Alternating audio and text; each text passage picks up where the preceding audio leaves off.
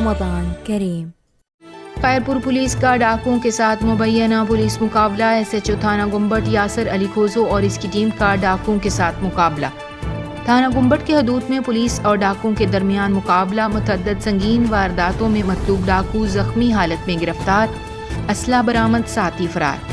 Police team کو اطلاع موصول ہوئی کہ ڈاکو ابلوا پل پر واردات کے ارادے سے کھڑے ہیں۔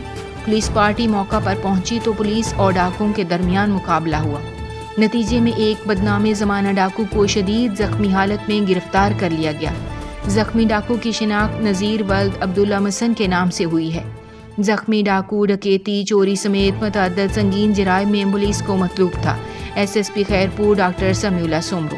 زخمی ڈاکو کے قبضے سے پسٹل اور گولیاں برآمد، زخمی ڈاکو کو متعلقہ ہسپتال منتقل کر دیا گیا ہے۔